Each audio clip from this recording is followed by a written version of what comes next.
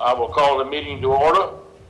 I would like to ask Miss Veronica if she would do the invocation. Let us pray. Our Heavenly Father, we thank you for this evening. We thank you for the fact that our mayor is back with us. Lord, we thank you for our community, and we ask that you look through our community and give us a peaceful Christmas. Let us all enjoy the Christmas season, and we thank you for the many blessings you bestow upon us. Amen. Amen. Amen. Okay, with that being said, we will please pledge of allegiance.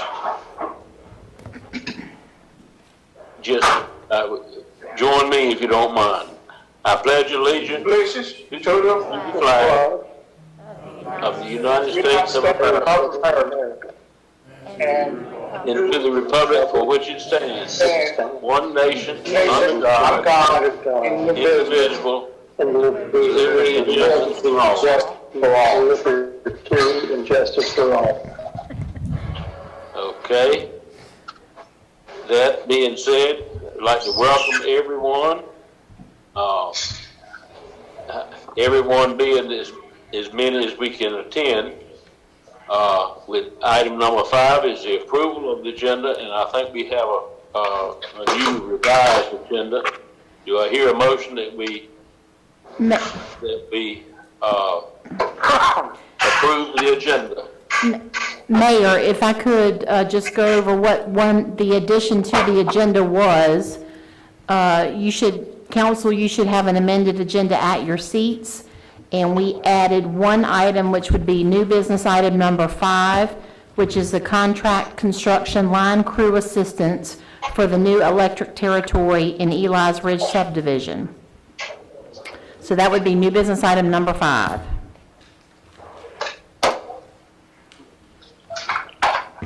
Ricky Hines, make a motion that we accept the new agenda.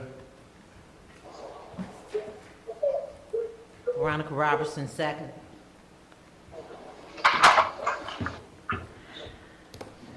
So, Mayor, we have a motion made by Councilman Hines to approve the agenda as amended, seconded by Mayor Pro Tem Robertson. And if it pleases the council, I will poll the board members, starting with Councilman Moore. Yes. Mayor Pro Tem Robertson. Yes. Councilman Hines. Yes. Councilman Moy. Yes. And Councilman Smith.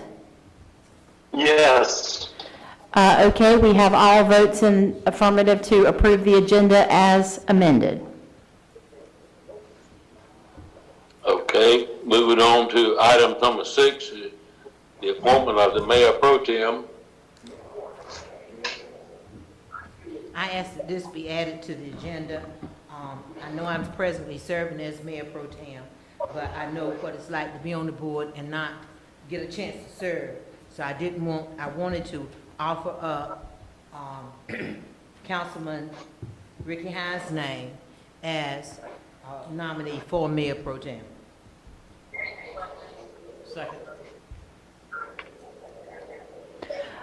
Mayor Pro Tem Robertson has nominated Councilman Ricky Hines for the position of Mayor Pro Tem moving forward, and that was seconded by Councilman Moore.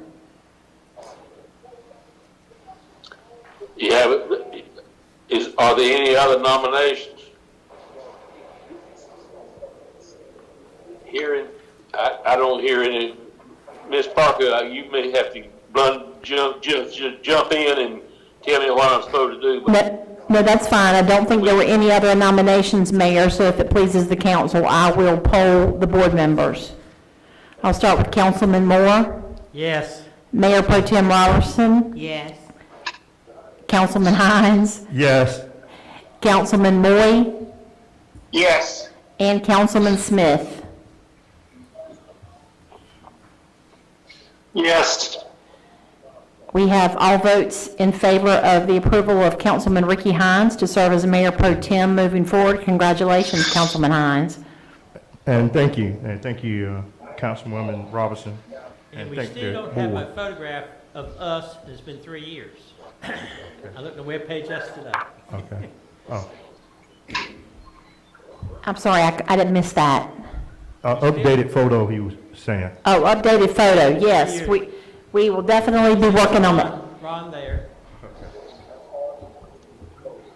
We'll double check that, Don, and we also need to, I believe, get an individual photo for Mayor Jackson and then a group photo. That's the two things that I think are lacking in terms of photos. And we'll try to get that done after the first of the year.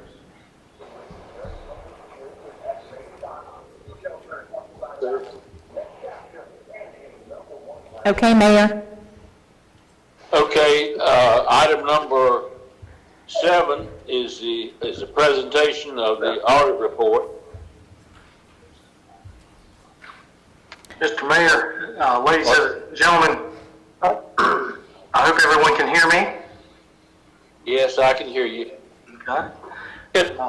This is Michael Jordan with Carr, Riggs & Ingram, CPA firm. And I want to thank you for allowing me to be with you this evening, although maybe virtual. But you should have with you a copy of the June 30, 2020 Comprehensive Annual Financial Report, which has been issued as of October 30th, 2020. I'm looking at Terry's screen, and so what we've done for you this evening, similar to last year, is we have prepared a PowerPoint presentation to highlight some of the changes in key financial metrics that we like to look at. And so with that, in addition to that, we issued an unmodified opinion on the town's financial statements, which is the highest level of assurance we can give that the amounts and disclosures are materially accurate, and the report has been filed as of October 30th with the state of North Carolina. In addition, for 2019, the town did receive the GFOA Certificate of Financial Reporting Excellence, and I know that Anthony and the staff will be gathering that information to submit it again. Mr. Jordan, can you see the screen? Can you see your presentation? I cannot on your screen, but I do have it. Okay, well, hold on one moment, everyone.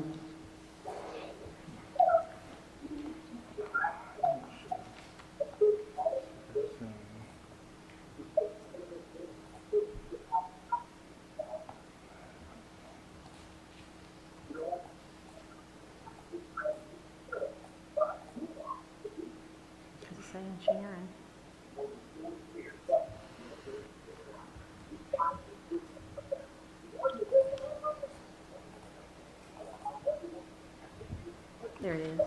There we go. Okay, I had to have my technical assistant, Mr. Brian Jones, help me out. Excellent. There we go. So that is perfect. That is perfect. So what we're looking at is, as I mentioned, some key financial metrics that I think the board and the council will be most interested in. The first of which is what we consider unassigned fund balance for the town at the year end. But I also like to give prior year numbers just to show trend. Now, this is going to look a bit of an anomaly, and it's a good side anomaly, that the town has $7.1 million in unassigned fund balance, which is almost 68% of general fund expenditures. So what we can basically say is the town has on hand about, let's say, 8 months worth of monies that it could use for operating. Now, many of us are experiencing the ebb and flow of COVID-related events, and so one that the town experienced was when it got to May and June, was to limit its expenditures. And so at June 30th, the town was not obligated for expenses that it typically would be in a prior year in discretionary spending. That change was about $2 million, which is the change between 19 and 20. So I agree with the town doing that in finance because it was a great unknown what was going to happen in then or now, what's going to happen with the town.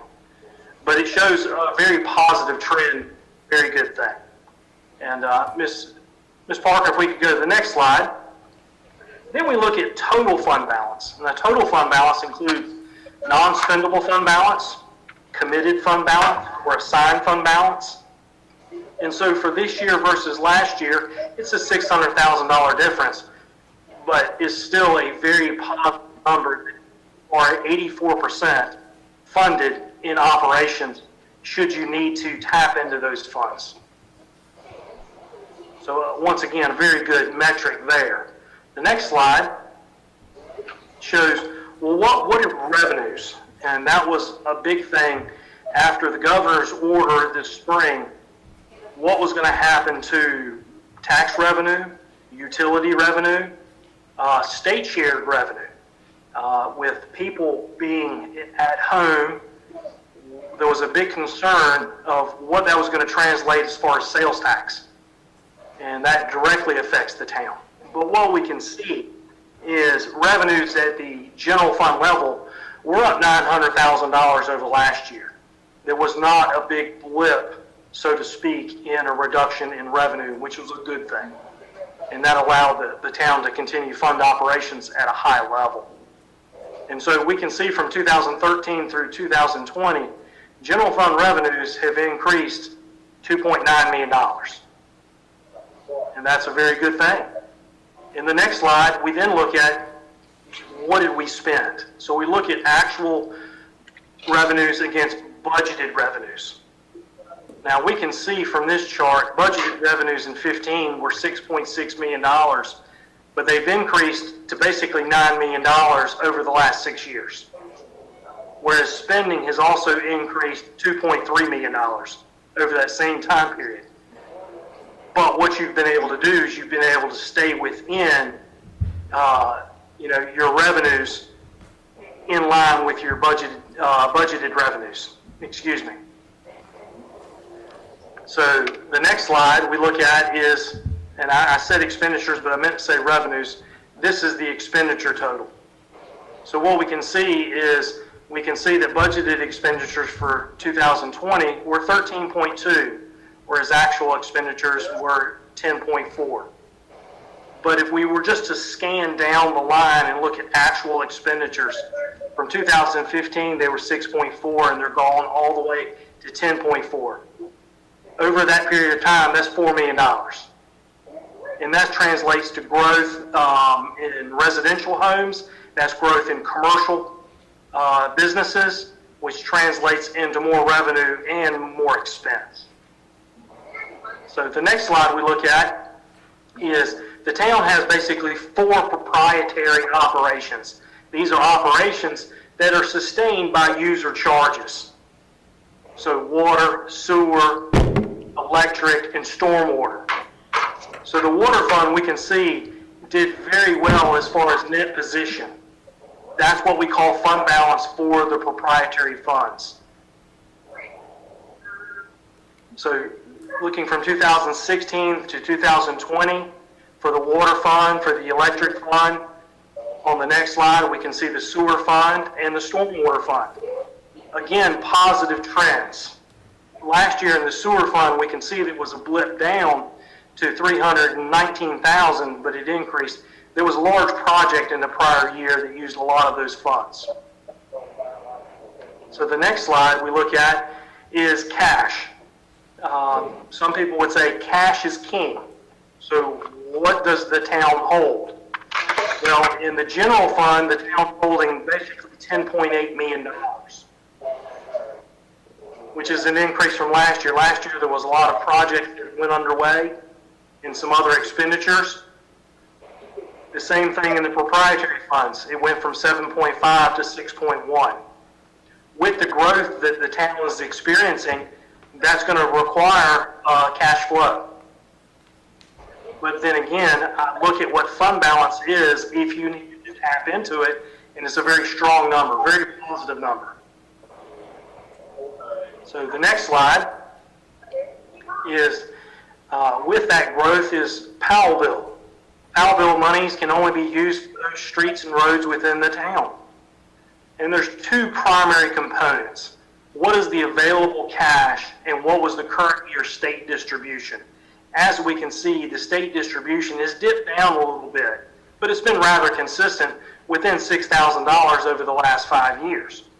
Whereas the cash balance has gone down significantly, but that's because a lot of road construction within the town. And so it's one of those things that we want to, work on the roads, but paving roads are very expensive. And so you typically have to build up some reserves to make anything substantial in a neighborhood or within the town's road system. And the next slide is some people like to see it, graphically or in a chart. And so what we're looking at is the brown color is your unassigned fund balance. So when I put things in a percentage, it's sometimes it may be difficult to understand. But what we can see is that's 3/4 of that pie in unassigned fund balance. But you have some fund balance that is set aside for inventories, for streets, for recreation, for OPEB.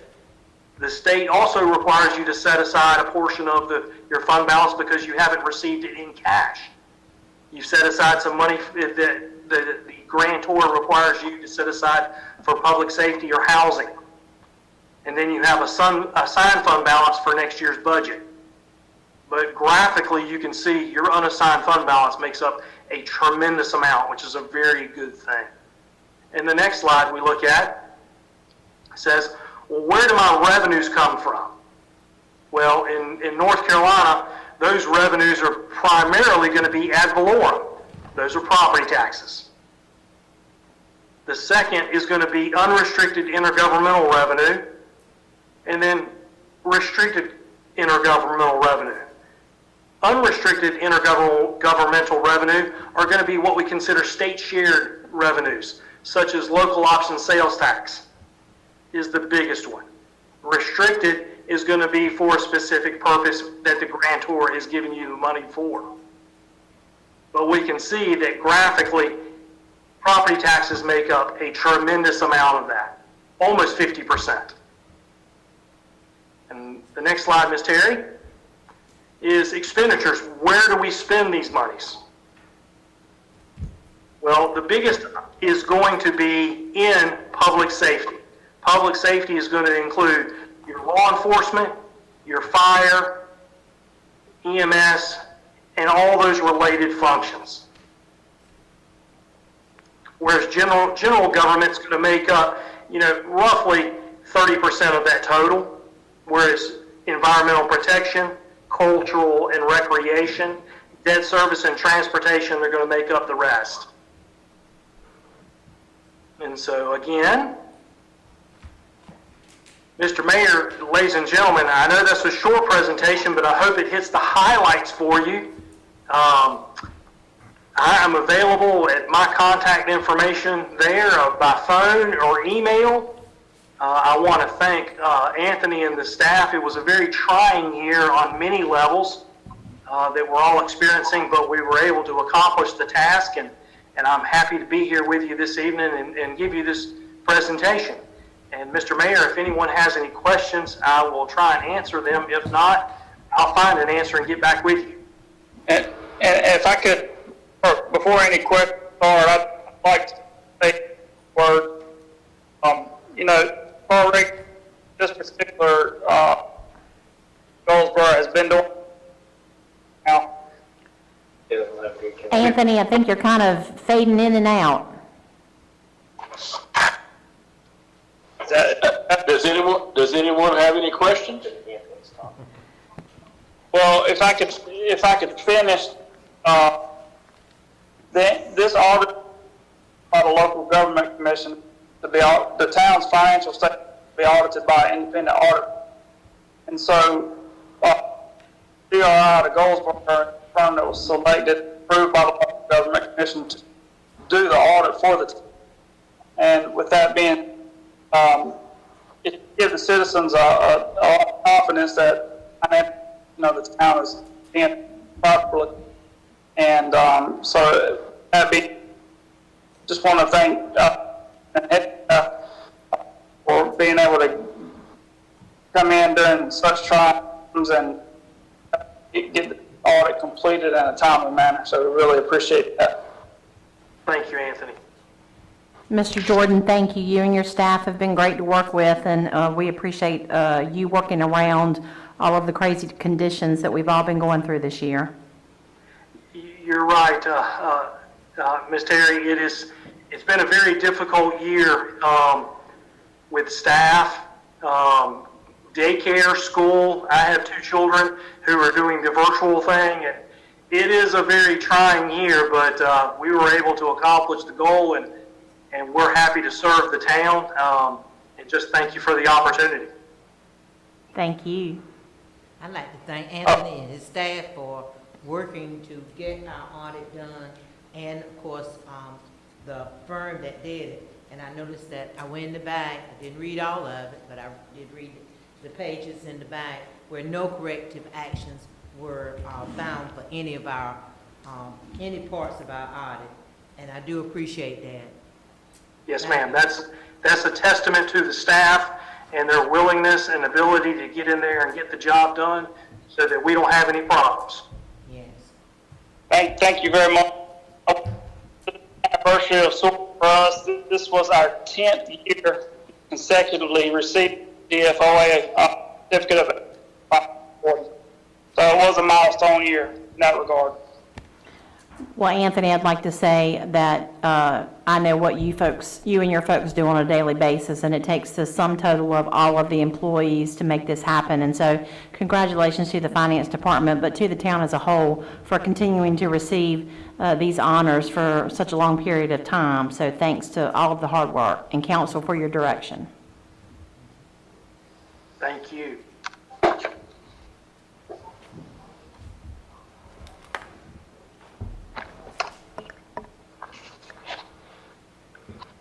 Mr. Mayor, thank you very much, ladies and gentlemen.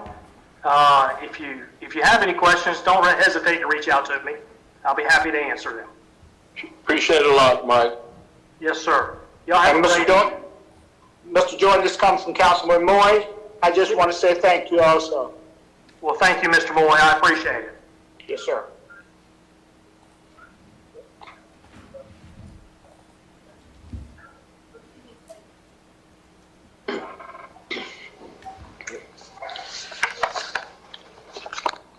I get, the next item is the public hearing?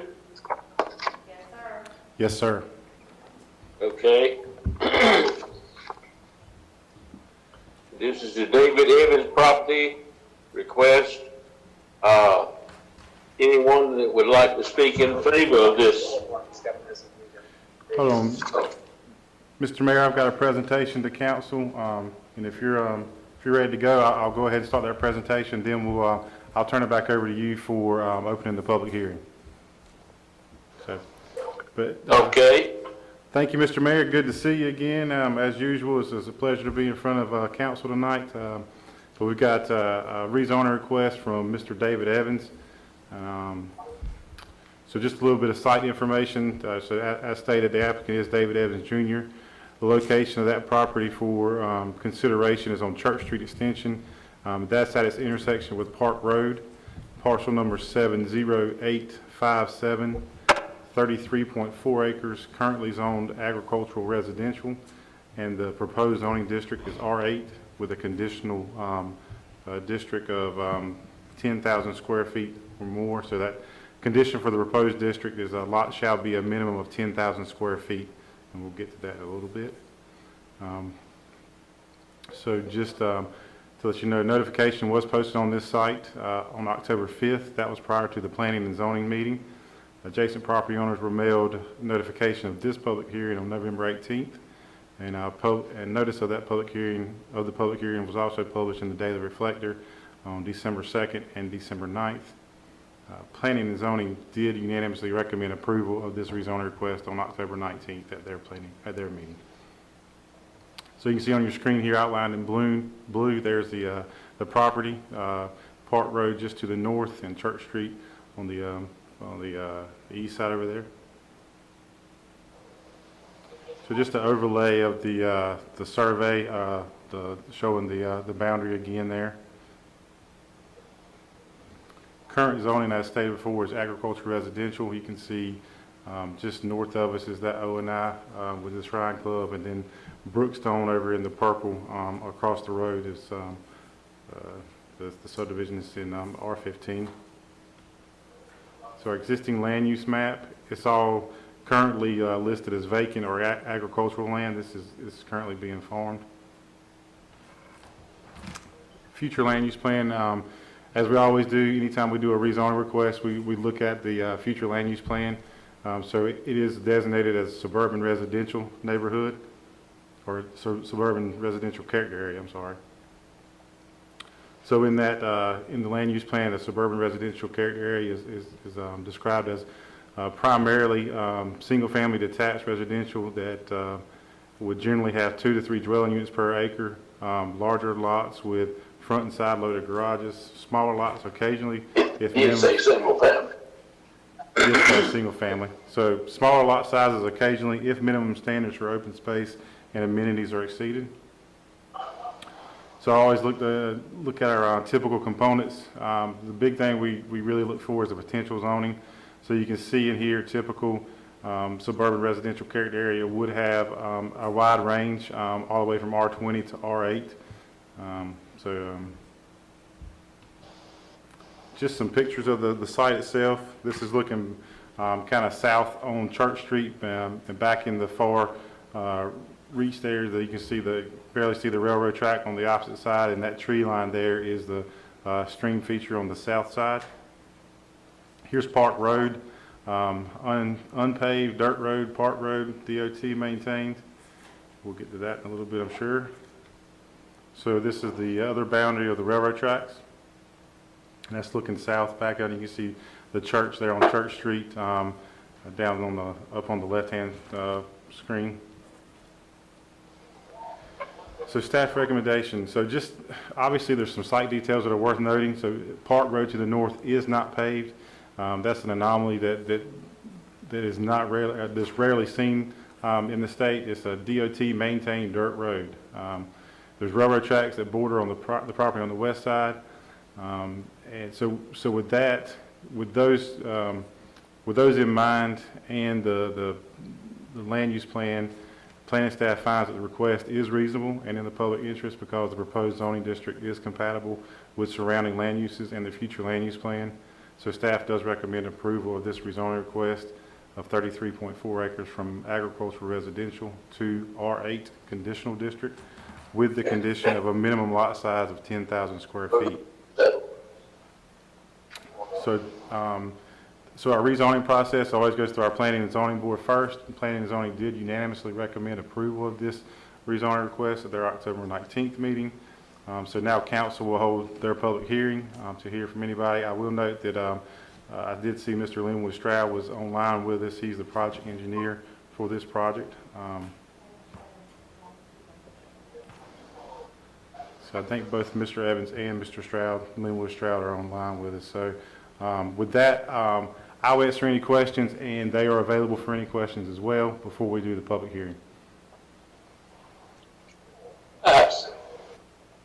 I have a question.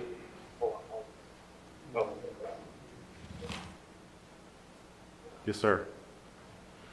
My question has the Park Road pavement been settled, or is it still unsettled about paving Park Road? So Park Road is, like I said, it's a unique situation. There's one we're going to have to deal with at some point in time. So just to give you a snapshot of the current, it's the logistics as it goes. So our ordinance states that anytime there's a street along the border of a property that is being divided or being subdivided, you have to provide a connection to it. So DOT obviously maintains that road. So by definition, even though it's an unpaved road, Park Road is a road. So by ordinance standards, our subdivision ordinance standards, they'd have to connect to that road. Well, they're realizing the problem. So if they connect to a DOT maintained road, DOT is going to want that as an improved surface. So the question is going to lie, whose responsibility is it going to lie on to make those improvements? Well, DOT's already said they're not going to do it. That's not, I would say that's an unofficial email, but they have put it in writing from their assistant engineer for the division engineer has sent us an email saying as much. They're willing to abandon that right away and allow the town to take it over. So there's a bunch of scenarios that could play out with that. That's why we wanted to bring it to your attention before we get to that design stage. It's something that's going to have to be worked out. Now, that doesn't necessarily have to be decided tonight. So all we're really worried about ultimately is the rezoning request. Just know that once we get to the point where they're actually ready to start developing that land, that's an issue that's going to have to be addressed. Now, whether the town accepts responsibility, the developer accepts responsibility, or DOT accepts responsibility, there's going to have to be something worked out. So that's why we had talked about trying to bring it to you guys' attention to start off with, just to know that it's going to be something that's going to have to be done. So to answer your long story short, there has been no decisions made with that, Mr. Mayor. The staff has some strong recommendations about what should take place. So staff would recommend, that any time that there's a development in place or a development that's coming down the line, a developer would be responsible for any improvements being made. So we would recommend that the town would not be the one to make those improvements. So the developer would ideally be the one to make those improvements. So we would recommend that would be the path to take if that connection goes on Park Road. Well, Ted, I like to say that, can you hear me? Yes, sir. I would like to say my hat goes off with DOT. They went on out and said exactly what their position is on this situation. And I think that the town needs to make a stand also what direction we're going to take also in advance. So there won't be no hidden agenda. And I know we always are on economic development, but the improvements on the street would be economic development for our town, which I think that DOT should support. As far as our community is concerned, as far as growth in our community is concerned, I think that DOT should support that by at least saying maybe, that if funds are available, that they would do it. That's my position. I don't think that the town as a whole should take on responsibility of that road, but I do think that since it is a state road, and it has been in existence for a long time, at one point, there were some houses on that road. You remember this morning? I think you remember that there were houses on that land, and they should have provided an improved surface for those people. So I really think that that should be the way we do it. I agree with our planning director, his decision on that. Mayor Pro Tem Robertson, I just wanted to say that the subject of the improvements on Park Road came up during the Shrine Club's improvements, I believe. And I think DOT issued their stance on that road at that time. So that issue had come up at that time, and we had reached out to DOT after that upon hearing that Mr. Evans was interested in developing this land. So we're trying to be proactive with getting some resolution before, obviously a lot goes into the development of a site, so we didn't want this to something to get to the 24th hour or the 12th hour and all of a sudden this is holding them up. So this is something we just want to make sure is at the forefront of everybody's mind. So it's got to be dealt with, and that's why we're talking about it right now, obviously. So generally speaking, you wouldn't be even worried about a connection to a road because you wouldn't have this problem. Right. So it's just a unique situation that we need to get ahead of for sure. Well, I've got a question. Yes, sir. At what point in this process do we start addressing the road? That's a pretty major player. Yes, it is. In this development. So what point of the process do we have that discussion? So my recommendation would be to see exactly what the development is going to look like. So I know they've got a sketch plan, a rough layout of everything. So, but we need to really nail down their design, their desired design. So from what's been shared with us on a sketch plan level, just shows a lot layout, and that's it. So there's a couple different kind of scenarios they've got going on, but these didn't take into effect any type of stormwater detention or stormwater BMPs. They're obviously going to take up a little bit of room. There potentially could be some open space in there. I'm not sure what their intention is on that. So I haven't seen a final design stage and what it would take, and we haven't sent that out for any type of review. So at the very least, we should give the developer an opportunity to propose something on their end as well. So, Brian, I'm sorry, this is Councilman Hines. Didn't you say that the developer and the owner, they're online now? yes, sir. So, Mr. Stroud, if you're available to answer any of these questions, turn it over to you at this point.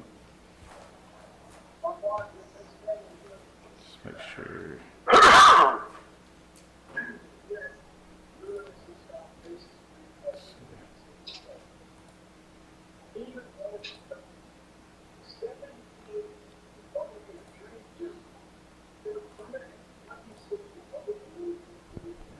So it looks like you're on mute, Mr. Stroud.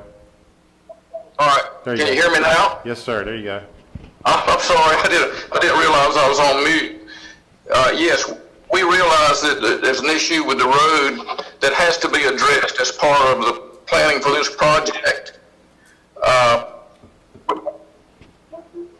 would say that, we all need to work together to get that figured out, but irregardless of how this property develops, the road issue will have to be addressed. So I don't think it's a factor that should sway the vote on the zoning one way or the other, but we would look forward to negotiating the solution on that road with DOT in the town of Winterville, and we'd be glad to, at the appropriate time, share our sketch layout for the property, even go to the preliminary plat stage to see what the development is going to be and work it out at that time. But we would hope that you wouldn't hold up the rezoning because of the road issue. That's what I was looking at. I was thinking that we, just rezoning it for that purpose. I think we should follow the recommendation of the planning department as far as rezoning. And then once we see the plans, then we can get back to the other part of it. But as far as right now, I think the initial thing is just rezoning it, and the recommendation of the planning department and also the planning board, they all in agreement that it should be rezoned. So I think that's what we should take into consideration.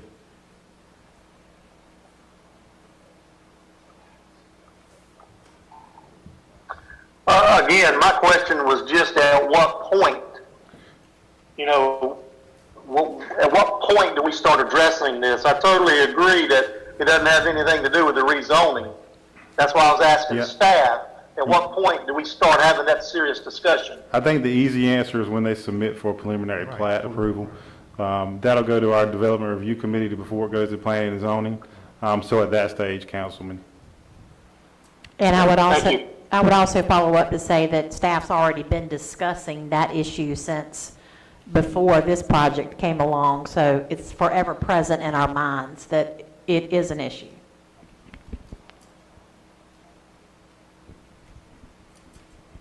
I have one question too that has not come up. Our driveway, is the driveways going to be on Church Street as well as Park Road? Our intent, sir, is not to have driveways onto Church Street. It would be all internal, would have an access street coming off of Church Street, possibly tying into Park Road, but the driveways would not off of Church Street, no, sir. Okay. The entrance would not be off of Church, it would be off of Park. But no, we would have an entrance off of Church Road, but that would be a street. We wouldn't have driveways tying into church. Right, I understand that, no driveways, but, Yes, sir. would Church Street be curb and gutter? We would expect a curb and gutter Church Street, yes. You would be. Yes. Any other questions? I'm sorry, what? Maybe I misunderstood the question. Would you repeat that, please?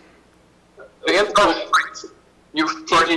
Any street, The internal, entrance or exits onto Church Street? would be curb and gutter, yes, sir. It's on curb and gutter. Oh, yeah, curb and, no, I was asking, would curb and gutter be, on Church Street portion? It would be on the internal streets. We would, winnable standards, but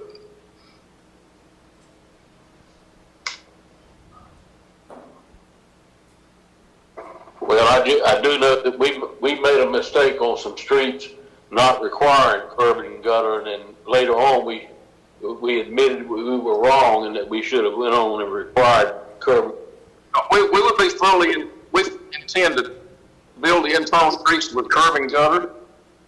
And, of course, you know, certainly you're right to get into that detail, but that would all be, presented on the preliminary plat when we go through the planning process. So you have, Okay. Anybody else have any other questions?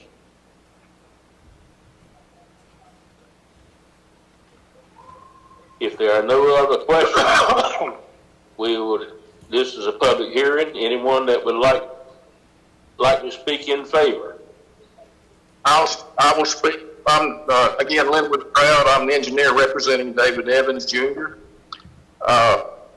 The rezoning that we're requesting is, R8CD, and the condition we're willing to place on that request is that the lots would have a minimum size of 10,000 square feet, which is the same as the minimum lot size under standard zoning for R10 zoning. So it's very close to R10 zoning. The only difference being that the lot can be 70 feet wide rather than 80 feet wide as required for R10, but the lot size would be equal to R10. The geometry of the project is such that it's very difficult to lay it out to meet the exact requirements of R10, so that's why we request R8CUD. Mr. Evans, who also participating in the meeting, is the developer of Canterbury subdivision, which I know you all get with, and his intent would be to build a family same caliber as what you have in Canterbury. That I'd be glad to answer any questions you have. Anyone else that would like to speak in favor?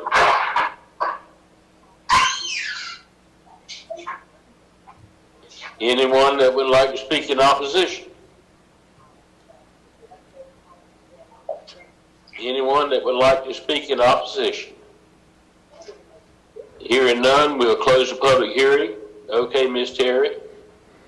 And Mr. Mayor, I will note that we, as part of our outreach and notice, we do request that anybody that has comment, supply those to the town clerk before the meeting, and to my knowledge, we have none on file. So no comments received from the public. So. I do believe we will have a 24-hour period. That's right. And we failed to mention that in the beginning, but as with all of our public hearings that we have had during our virtual meeting process, there is a requirement to hold the comment period open for 24 hours beginning at the conclusion of tonight's meeting. If we receive comments, we will reach back out to council with those comments and make arrangements to reconvene or meet again. Should we approve development?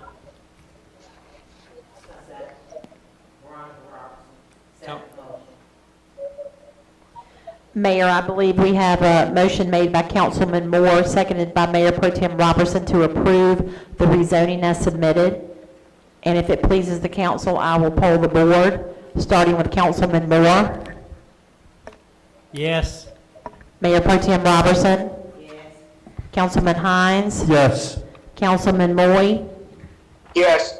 and Councilman Smith. Yes. I believe we have all votes in favor of the rezoning for the David Evans rezoning as presented. Now I have a question that does relate to that. That transportation board that we are part of, the regional transportation board, what are the projects that we have on their priority list? The projects that pertain to Winterville? Old Tar Road. That's it. I represented the town last week at the meeting, and they have a list, and that's the only one, they took all those on the list and pushed them back from 24 to 25 because of money. So nothing was really done except pushed it back. That's the only one that involves Winterville. The intersection we have with Vernon White, Highway 11, Davenport, and Mill Street, even though it's the most dangerous one, was never addressed. Mr. Williams, during the last meeting before this one, addressed that to the board, and nobody tagged up with us. So in order for it to get on the priority list, of course, we would have to have the support of the other community. Yes. Basically, we're talking about Old Tar, maybe the intersection out here. But Old Tar is already on the list already. Old Tar is on the list. Yeah, but the intersection is not. And that would be the intersection of Vernon White and Mill. And they admit that it's the most dangerous intersection in Pitt County. It definitely needs severe rework. We agree. Well, it's been that way since we know since. Well, we need to do a motion tonight to meet with Mr. Taft, who's the North County DOT board, see if he can help us with that intersection. And this Park Road project, because I think that it's very important to the development in that area. Those two, And it, good and point. I'd like to know, how long has that road been established? I don't know, but that's a DO. I know it's been there, but, you know, I mean, established as part of our community. It's been there a long time. I don't know. I'm not sure when they actually established it as a state road. I can do some research and try to figure that out, but I think it's been a state road for at least since I started living in Winterville, which is like 2003. I remember riding through there in my Impala, almost getting stuck, so. It used to be a park at the end of it. And I remember, I know the road has been there as far as, a dirt pad, you know, honestly. It really surprises me, you know, that it's been there that long as a road. And no improvements have been done to it at all. You know, it would seem like there would have been something. For fire rescue, Something done, especially with being for the state highway.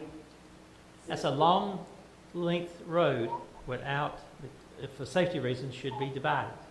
And curb and gutter that Park Street up, at least pave it. That's a long road. You just have an accident, it'd be difficult to get one into the other. Well, I'm just curious, is probably one of the only dirt roads still left Yes. around, you know, on the system probably. But we So- paved Chapman Street ourselves. The owners of the property did not pave that road. It was only $34,000. Then we paved behind the garage is established near the railroad track. We paved that as a board. Since I've been on the board, those are the two areas that have been paved, that the town itself paved. But those are not state streets, right? Now, they're our streets, and our streets are no curb and gutter, neither street. We know that, you know, unfortunately, Mr. Moore, part of that was during the time when things were not done equally in town. And so this is It's been- something that was done to make our whole town Right. better. And I'm looking at Park Road, Park Street, whatever, as being something that has been neglected for years. You know, I looked at, you know, Boyd Street took us 10 years to get that done.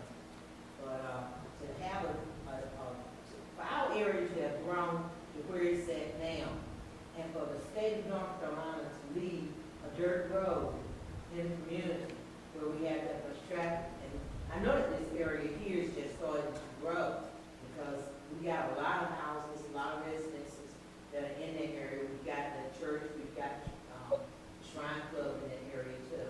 But for this area to, Groveland Springs, that area, that road to our attention. Ms. Harper is the one that pushed for the two roads to be paved. When she was on the council, she pushed for Chapman Street and Railroad Street. Both of them were just asphalt being put down with no curb and gutter. Something that we were responsible for. I don't feel like we should be responsible for the paving of Park Road. I feel like that should be something that the state of North Carolina does. Agreed. And I know it's all, Ryan, I'm sorry. Yeah, you're fine. But You're fine.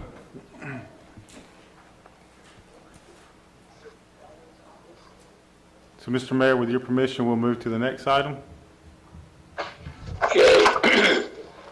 Next item is of the public hearing is a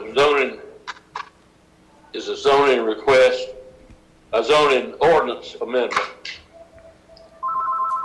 So, thank you, Mr. Mayor. So we've got before us a zoning ordinance amendment, commonly referred to as Chapter 160D.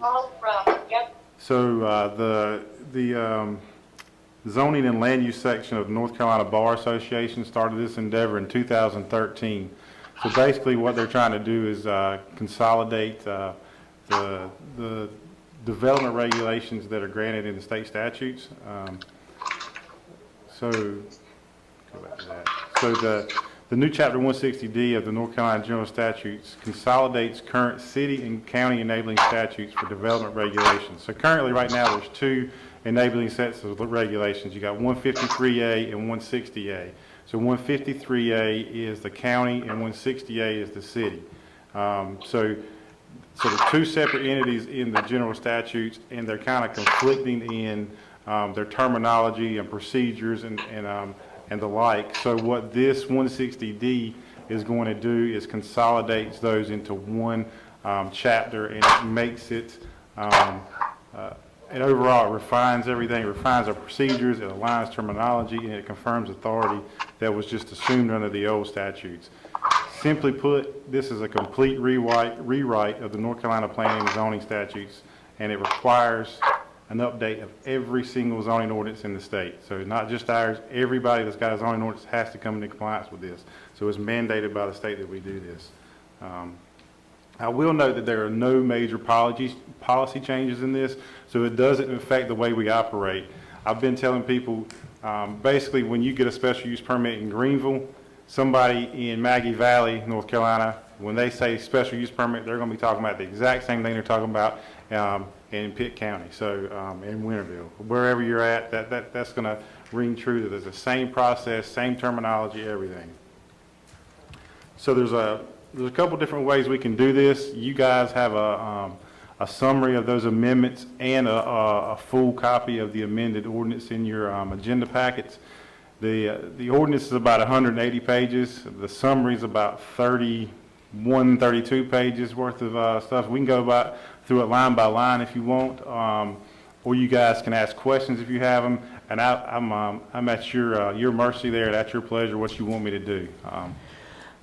Members of Mayor and Council, I would recommend that unless you really desire to go through it line by line, that we just give it to you in summary fashion, and if you have specific questions, we would certainly address those. I recommend that, this is Councilman Hine, I recommend that Brian give it to us in a summary fashion.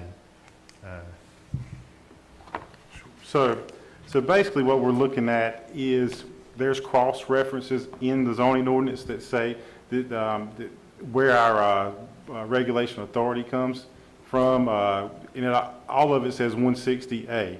So in the county's zoning ordinance, it would say 153A. So basically all we're going through, and we're just changing those references from 160A to 160D. And in specific instances, we'll go through where there's a specific ordinance reference. It'll say 160D-101. It actually points it directly to the state statutes. So if, for instance, you can see where it says must align ordinance terminology 160D. So the School of Government actually did us a really, really big favor and actually produced a book for us, a checklist of sorts. So we basically had an index we could go to. We would go to our ordinance, see where it was referenced, look at that reference, and we knew exactly what reference to put in there. So they did all the hard work for us. What we just had to do is go through with a fine-tooth comb, make sure it aligns with their checklist. Most of the stuff in your checklist, you can see there's 3 different categories. There's must do's, there's may do's, and there's recommended do's. So obviously the must mandates we have to do that. So we've taken all those checklists off. We've checked those boxes off, and we've got all those in there. The mays, some of them we did, some of them we did. Some of the mays would refer to a historic preservation. Well, we don't have a historic preservation in town, so we didn't have to worry about things like that. So, but other things where they were asking, you might want to get stuff in writing. Well, we already did that with zoning permits and, you know, conditional or approval letters or the like. So, I will point out the, let's see, there was one thing I did want to point out.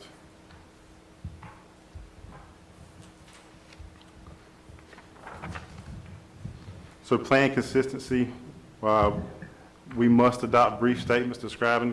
We already did that. We just make sure now that that's referenced in our zoning ordinance where it wasn't before. We already did that. With that, now we clarified that we do it. So that's pretty much the summary of it. Like I said, if you've got any specific questions, I can dive in a whole lot deeper if you guys want.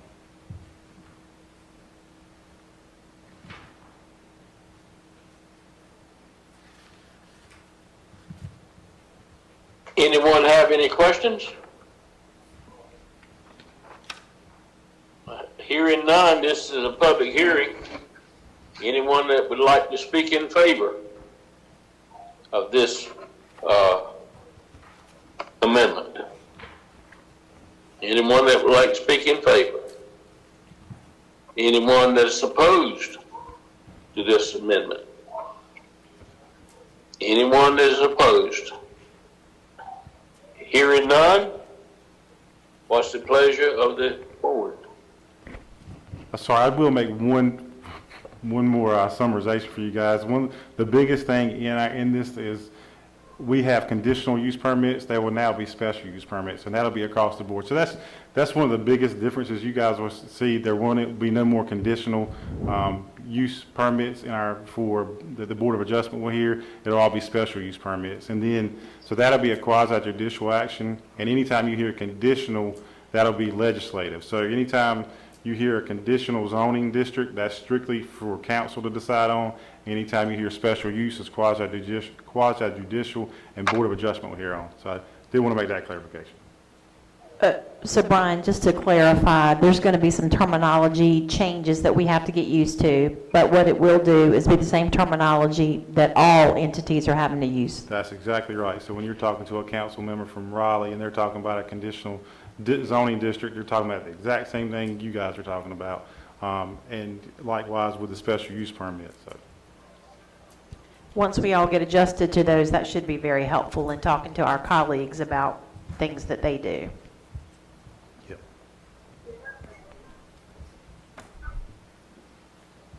I move that we accept these zoning ordinance amendments. Ricky Hines will second it. Mayor, I have a motion, or we have a motion by Mayor Pro Tem Robertson to accept the amendments as presented, seconded by Councilman Hines. If it pleases the council, I will poll the board, starting with Councilman Moore. Yes. Mayor Pro Tem Robertson. Yes. Councilman Hines. Yes. Councilman Moy. Yes. And Councilman Smith. Yes. I believe we have all votes in favor of approving the zoning ordinance amendments as presented. Brian, you guys did a great job. I know Stephen assisted in going through the plethora of information you all had, so thank you. Yeah, I do want to thank Stephen as well. We sat down, and COVID was actually kind of a blessing for us to do this. We sat down in about 2 months. We ran through this, and I will tell you, I know some other planning departments that got consultants to do this, and it was anywhere from $50,000 to $100,000 to get a consultant to do this work. So, we're really proud that we were able to accomplish it. So.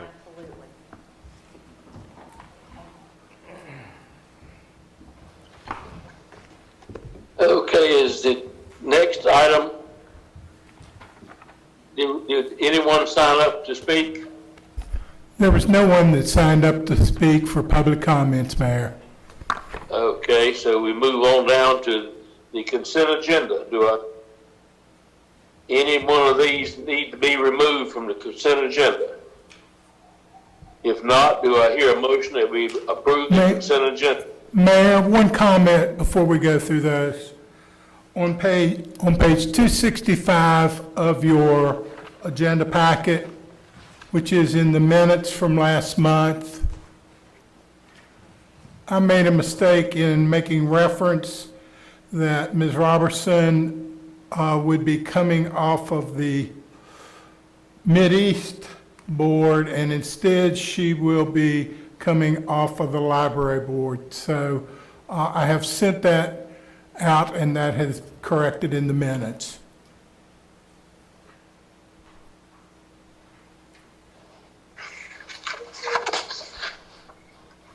That's all, Mayor. I didn't understand, is there a change to the consent agenda? Mayor, there's no change to the consent agenda. There was a minor change in the minutes from last month's meeting. You all have received that change accordingly, so we are asking that you approve the minutes for last month's regular meeting as amended. Everything else is as presented. I make a motion, we approve the consent agenda from last month's meeting with the approved. I think I heard someone make the motion to approve in a second. Second. We have a motion from Councilman Hines to approve and seconded by Councilman Moore. If it pleases the board, I will poll now, starting with Councilman Moore. Yes. Mayor Pro Tem Robertson. Yes. Councilman Hines. Yes. Councilman Moy. You might be muted, Councilman Moy.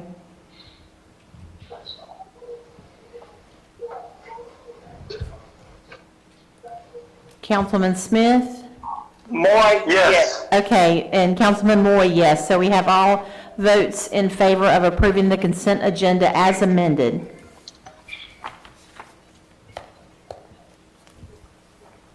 Okay, I guess we go on to old business. Yes, sir. The item is the taxi cab final approval. Mayor, I'm going to turn it over to Chief Wilhite this evening.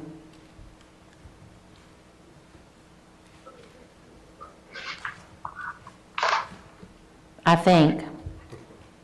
Yes, ma'am. Oh, there you go. Good evening, Mayor. Good to see you again, members of the council.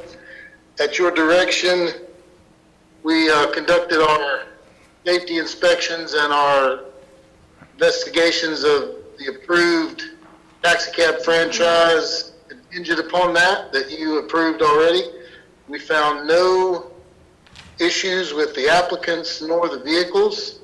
So we are here to report those findings to you and to make that final approval that our portion of that direction and what's mandated by the ordinance was all good.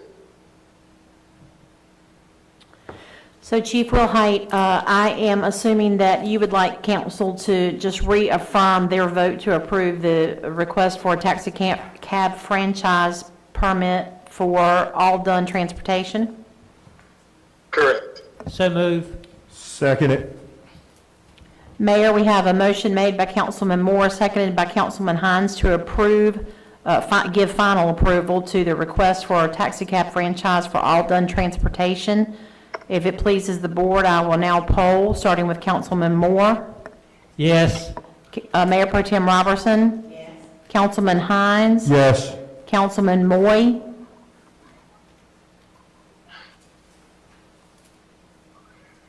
Okay. On mute, yes. And Councilman Smith. Yes. So Chief, I believe we have all votes in favor of approving the taxicab franchise request from Alden Transportation, and I would just ask that Don and Chief finalize the paperwork accordingly so that those folks can start their business. Thank you. Okay, moving on, item number 12 is new business. First item is Board of Adjustment member appointments. Thank you, Mr. Mayor. So a little bit of background. Board of Adjustment member Portia Willis has moved out of town, so she had to resign. So we've got a vacant regular member position. So before we look at eligible applicants, I'll recommend that we move our current alternate, in-town alternate, Mr. Brian Miller, into the regular member position. And once he's moved into that, we'll have a vacant that we need to we'll need to appoint another member. So we do have two eligible applicants on file, Mr. Garrett Killian and Ms. Brandy Daniels. So the council will need to take two actions, moving Mr. Miller into the regular member position and then appointing an alternate position.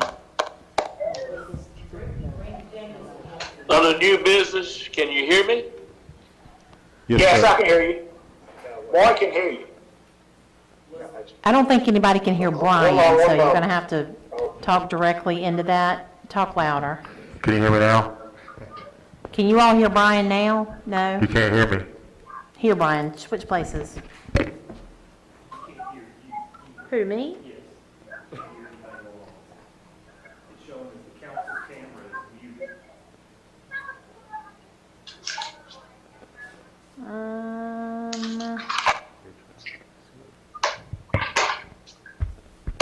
But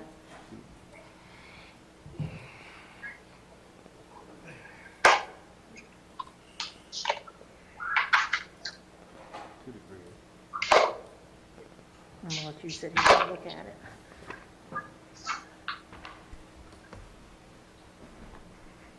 Technical difficulties, give us a moment, please.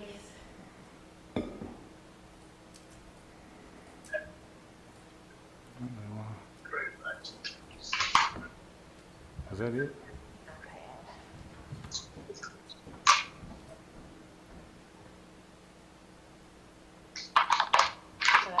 All right, can you hear me now? All right. Excellent, thank you. Okay. Yep. All right, sorry about that. We got muted somehow, and it was the iPad that was sitting over here. Okay, so to reiterate, Board of Adjustment appointee, so we've got two actions that need to be taken. There is a current vacancy. Ms. Portia Willis moved outside of town limits, so she had to resign her position as a regular board member. So I would recommend to council that Mr. Brian Miller, our current alternate regular member, be moved into a full-time regular member position, and then appoint the vacant alternate position to one of the two applicants we have on file, Mr. Garrett Killian or Ms. Brandy Daniels. And I think Ms. Robertson had a question. Brandy Daniels, was she appointed to planning and zoning? No, she's not on planning and zoning. She got appointed to Parks Stormwater. So her first, I think one of her first desires would have been, well, her first preference would have been Board of Adjustment or planning and zoning. So if she did get appointed by council, she would have to resign her stormwater position, her stormwater board position. Did I say that right, Don?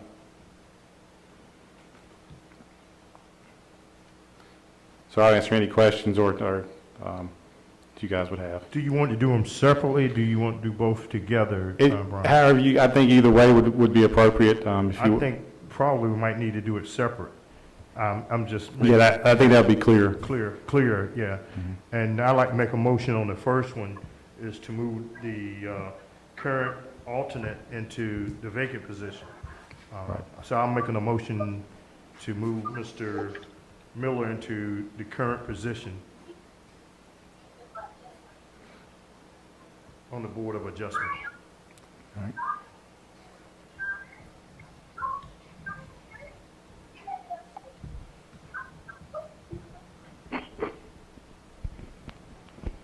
Mayor, we have a motion made by Councilman Hines to move, I believe it's Mr. Miller, who is our current alternate, into the full-time vacant position for Board of Adjustment. We're awaiting a second. Second. We have a second by Councilman Moore. If it pleases the board, I will now poll, starting with Councilman Moore, Yes. Mayor Pro Tem Robertson, Yes. Councilman Hines, Yes. Councilman Moy, Yes. and Councilman Smith. Yes. So we have all votes in favor of moving Mr. Brian Miller, into the, from the alternate position into the full-time vacant position for the Board of Adjustment. Now, Brian, what's next? So now we need a nomination for the appointment of the vacant regular town member.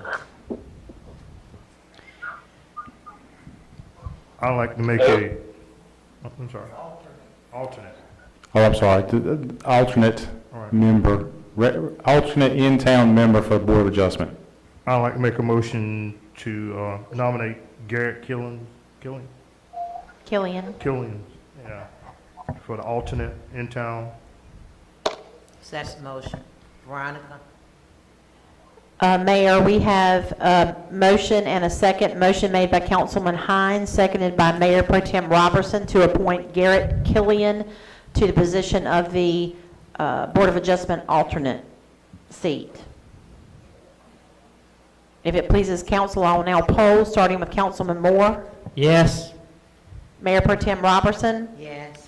Councilman Hines, Yes. Councilman Moy, Yes. and Councilman Smith. Yes. Okay, we have all votes in favor of appointing Garrett Killian to the position of alternate for our Board of Adjustment, in-town alternate. Okay. Item number 2 is a voting delegate to the North Carolina League Municipalities. Are there anyone that would like to be nominated, or would one nominate someone? I would like to nominate Councilman Moore. He's already serving on the legislative committee, and they're developing the legislative agenda for the NCLM for this legislative section. I think that he would make a very good representative for our community in this position. I'll second it.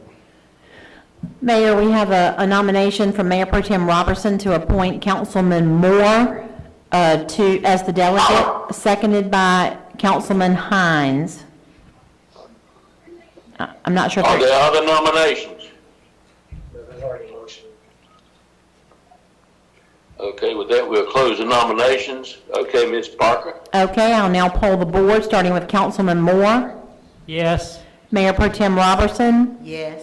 Councilman Hines, Yes. Councilman Moy, Yes. and Councilman Smith. Yes. We have all votes in favor of appointing Councilman Moore as our voting delegate for Winterville. Congratulations. Okay. Item number 3 is approval of the financing terms and agreement with BB&T. Good evening, members of the council. We have before you the financing agreement that was adopted or approved in this year's annual budget. We have or 3 parts that debt financing. They are public works equipment. They consist of a new street sweeper, a new grass vacuum truck, a new truck. That would be the first one. Be a new vehicle for the finance department. And the final one would be the new software package for the town, which is a pretty large endeavor, as we've all heard over the years. So those are the 3 items for being budget. And with that, we went out for bid, the lowest BB&T. We received 4 bids. We received bids from BB&T, First Citizens, Union Bank, and Southern Bank. Provided to you in your agenda to break down the rate. They were broken up term. So, and the So the public works equipment was 7-year note, 1.2 was the low. The Nissan Pathfinder finance was a 3-year note, and that interest rate 5% low. And finally, the software 7-year term 1.92% as well. Stand by for any questions. Move for approval. Uh, Make a motion. Councilman Moore made a motion for approval, And I second it. and Councilman Hines seconded. Mayor, I believe we have a question from Councilman Moy. Yes, how old is the vehicle that we have for the finance department? It's a 2002 station, doesn't run anymore. You paid $125,000 for That poor car has seen its better days. it. 18 years unheard of. It literally had to be towed to the operations center. We couldn't even drive it there. It was almost a rite of passage, sort of, when it left here, so. When I drove one in 1970s, I don't know if I did $3,000 off damage in 15 minutes during my training session. That might have been the same, no, I'm just kidding. And my second question is, approximately how many miles did it have on it? The mileage was probably lower than you think. I don't remember. Anthony, do you? 1,000. I'm sorry, say it again? If I had to guess, it would be around 60,000. So, again, not a lot of mileage, but it had been driven in a very town-like way. It's been used. It has been used. It has definitely been, we Over have and over again. We have used it to do sign roundups, to haul all sorts of things. We have used it for just about everything you can imagine. We used it like a truck. Yes. I think Brian is particularly sad that it's gone. Now, just for clarification, that vehicle has not been used by the finance department. It's been by everybody throughout the town. Anthony, I was just going to let that hang there. I'm just kidding. No, everybody has used that vehicle for sure.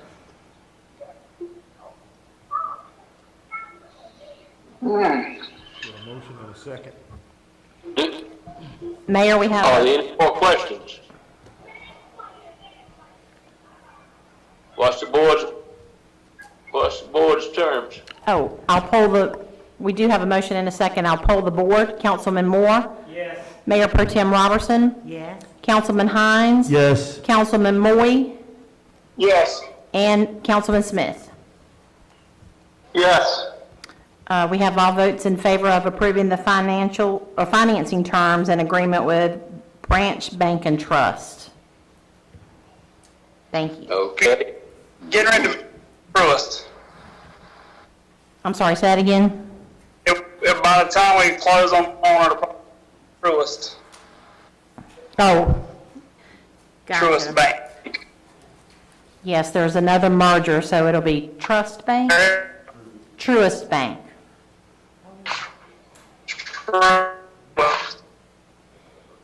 Yeah, they're in the process of changing their name. Gotcha. It was- So you may see documents that actually have the new name on it, but it'll obviously still be B&T. So if you see that, just know that it's the same. Thank you, Anthony. Mayor? Hey, while Don is not here, Don. Uh-huh. Step down. My question, how do y'all determine, as far as the vehicles, how do you, choosing of a vehicle? And when we purchase it, Uh-huh. most of the time off a state contract, if Off we state can. contract. If we can get it, our Pathfinders have all come from state contract. We will do some checking to ensure that sometimes state contract's not always the lowest price. There are vendors out there that will honor state contract prices. That happens occasionally, sometimes with police cars. But in essence, we usually try to go to state contract and ensure that's the lowest price. Yeah, because I was just seeing that we had Nissan, so I was trying to figure out how did we come to that conclusion. Yes, those Pathfinders were all on state contract now. You all may recall that we have purchased a couple of large pieces of equipment. Our jetback truck, I believe, was one of them, where we have used these associations, purchasing associations now that have been created. And I know Chief Moore has utilized it too. And these associations have been pre-approved for us to utilize them so that it's like buying off state contract. The associations have already done the work, and once they're approved and we go through our proper process, the bidding was already done by the association. In the cases of the Nissan Pathfinders, we now have 3. They were all purchased on state contract. Well, I just wanted to, so that the public can know Yes. exactly how we go about it. There's definitely a process, and staff does a good job of, again, with state contract. I think there's a misconception it's always the lowest. It's not. Most of the time it is, but staff does a good job of trying to ensure they do all of the checking that they can to make sure we're getting the best price. Okay, all right, thank you. Thank you. Okay, according to my records here, item number 4 is the sanitary sewer rehab. Yes, sir. I believe Mr. Williams will be taking us through that item. I'll do my best. Good evening, Mayor, Council. This item here, if you recall, in 2018, the town received funding assistance from the Division of Environment Quality through the SRF funding program to do an over $3.5 million gravity collection system rehab project. We were awarded that loan with a $500,000 principal forgiveness or a grant on that, and the remaining balance was at 0% interest over 20 years. We took bids in early November, only received 2 submittals, re-advertised, had 2 on the second bid opening date on November 17th. The lowest responsible bidder was North American Pipeline Management Incorporated. They had a low bid of $3,076,961. This was slightly, or 9.7% higher than the original construction estimate, which we've been seeing prices increasing over time. It also took a little while for this project to get to the bidding portion because of lengthy permitting problems that we ran into with a particular agency at the state reviewing and permitting this project. The town has requested and will be approved for the additional amount to bridge the gap and cover the 5% contingency, which is typical in construction projects. That additional amount is $190,829.03. All of this will be funded through the loan, still at 0% interest. There will also be an associated closing cost on the project, a 2% fee of about $74,460 based on those numbers that we have to date. So we are, the engineer has reviewed the bids and provided a letter, an award recommendation letter. We are asking that council award the contract to North American Pipeline Management Incorporated and adopt the resolution before council this evening.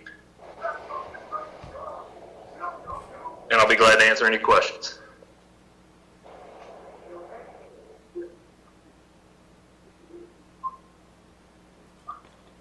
Anyone have any questions? Okay, Well, Mayor, what's the board's pleasure? I do have a question, Mayor, for being, and maybe as a moot point, but this company, has it, how I'm trying to word it. As far as vetting, they've been vetted, this company? Yes, Ben, do you want to talk about the procedure that we went through to, Well, yes, sir. The engineer goes through and calls references on the company, checks into those, and they've gone through that process, and that is part of their review, their due diligence, if you will. Okay. And that's part of the recommendation as to why to award them. They have been a proven contractor doing this type of work. Okay.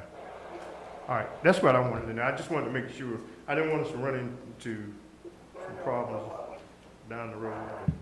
Certainly. This is not a startup company and their first time doing this type of work. Right, okay. and again, we're required to go through procurement processes for all stages. All right. Well, I'll make a motion that we, Hey, I'm sorry. Go ahead. I'm sorry. my question is, you did say this right here was not the lowest bid, or this right here was the lowest bid? This is the lowest bid, yes, sir. It's the lowest responsible bidder that we received when we went through the process. Okay. Well, I'll make a motion that we accept the bid. Second. Mayor, we have a motion to approve the contract made by Councilman Hines, seconded by Mayor Pro Tem Robertson. If it pleases the council, I'll poll, starting with Councilman Moore. Yes. Mayor Pro Tem Robertson. Yes. Councilman Hines. Yes. Councilman Moy. Yes. And Councilman Smith. Yes. Okay, we have all votes in favor of approving the contract for this project as presented. Thank you.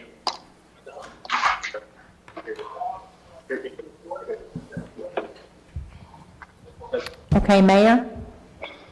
Okay, item number 5 is a contract construction line crew assistance for the new territory.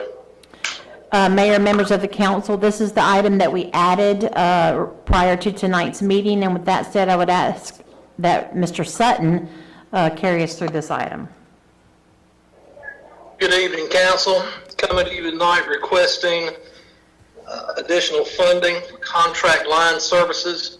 The majority of this work is being done from Worthington Road across the Eli's Ridge property east to Laurie Ellis.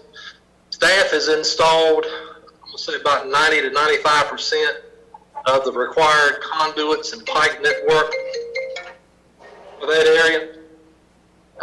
We now need to start pulling in the cable. This is very large cable, specialized, something that most systems of our size never have opportunity to work with. We would need assistance on this for a number of reasons.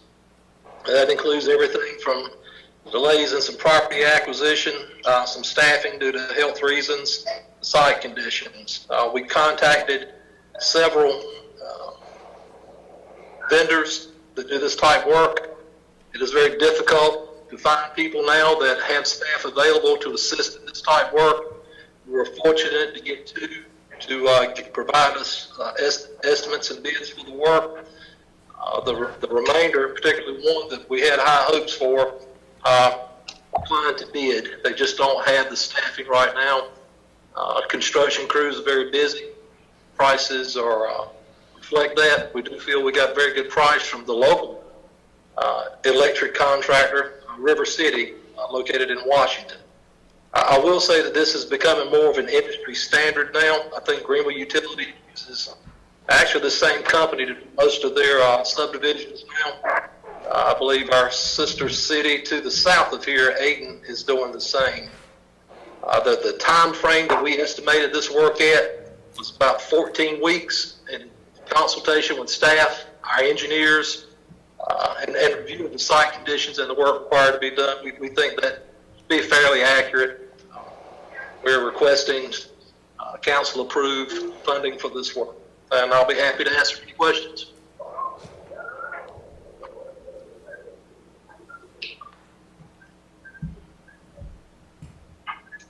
make a motion that we accept this contract. Second. Veronica, second the motion. Mayor, we have a motion made by Councilman Hines, seconded by Mayor Pro Tem Robertson to approve the contract with River City out of Washington. And if it pleases the council, I'll poll the board, starting with Councilman Moore. Yes. Mayor Pro Tem Robertson. Yes. Councilman Hines. Yes. Councilman Moy. Yes. And Councilman Smith. Yes. We have all votes in favor of approving the contract for this work in Eli's Ridge using River City Construction. Thank you, Robert. Thank you. Item 13 is other agenda items. On the other agenda item, Could we, don't, endorse or urge, or maybe ask anyway, to have those 3 road projects added to the MPO, agenda for Winterville? Could we ask our representatives to ask them to put them on that priority list that they have, that they work out of, that's, the intersection of Highway 11, Park Road, and of course, Tar Road. I said it every time. So, in other words, what you're asking is a discussion with the Department of Transportation. No. Yes. But it's on the list, right? I know none of the projects, I understand that none of the projects are being funded right now. But I do understand that with some of the things that we went through with Board Street and that priority list and how things can be moved around on it and things moved on and things taken off, that these projects, if they can come to the attention of that MPO board and be on a list. We haven't done a list in a while. We did a list a few years ago of projects in our area, that these 3 projects be given, our utmost attention for that. Now, I believe, and Councilman Moore, correct me if I'm wrong, but Old Tart, that's a road that also involves Evans Street as well. So that has a high priority, if I'm not mistaken, Brian, from Greenville, Winterville, DOT, everybody. All the projects are 2025 because of money. Right.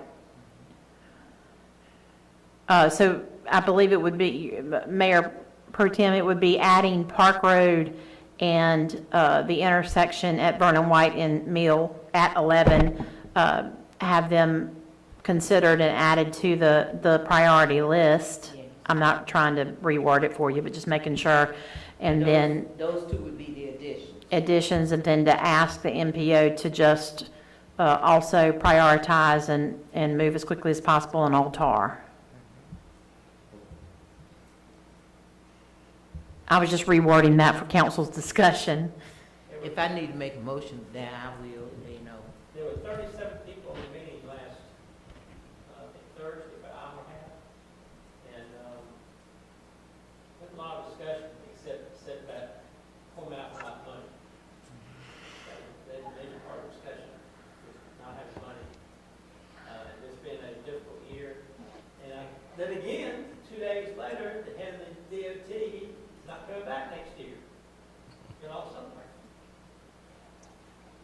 It was quite discouraging to travel in the other part of our state, and even though they don't have any money, projects are being done, completed in other parts of the state. And also, it just really bothered me to see how that priority list could be juggled around so that certain projects in certain places were completed, whereas smaller municipalities, their projects could be lowered and other projects put above theirs. And I think if that had been, if the list was kept as it, in the order of priority, as we had said, and those projects had been completed in that order, I would feel a lot better about it. But I know that later on in the project, I remember how Board Street was bounced around for other projects, and they were completed well before work was started on there. So that was why I would like to see those two projects added to our list of priorities for our community.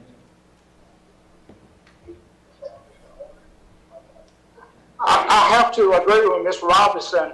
If you go from Raleigh on up towards the western part of North Carolina, it does not appear that there's a shortage. There's not a shortage of funds in DOT, and much activity they have going on in the western part of North Carolina, especially around Raleigh, Durham, and Chapel Hill. I mean, construction going on a regular basis. I just don't understand why we cannot have some of those funds surface down here on the eastern part. That told us what trees the road they're gonna pave Church Street and L'Oreal's and Cooper Street. It's horrible. I would ask maybe Brian and Ben if you would, after this meeting and over the next several weeks, try to get a recap, if you will, for council, how those considerations are made and how funding is proportioned out throughout the state. I do think there's a formula and there's a lot that goes into it, just so that we can refamiliarize ourselves with the process and then try to figure out, maybe if that's helpful, how to move forward with making requests. That's just a Certainly suggestion. glad to. If I could just chime in on the Vernon White Road situation, that item is, as Councilman Moore had mentioned, we had brought that up to the MPO a while ago, and they are setting money aside to do the study of what the options are for that. So before we do any type of modification, we've got to evaluate what our options are and the ripple effect of modifications on that intersection, even, an option that could show its face in that or the study is potentially the closing of a street or a road. So we just have to look at how the traffic patterns are affected by that. So as far as any construction activity on that, we've got to do the study, and that's in the works, trying to get the funding for that and RFP process to hire a consultant to do that work.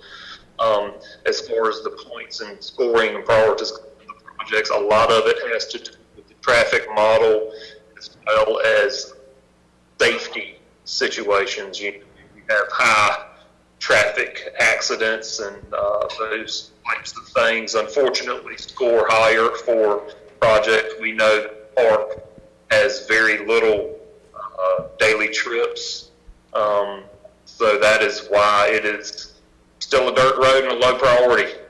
They're on the radar. We certainly bring that to the MPO's attention and get a little more detail from council. But right now, Park Road has very little traffic.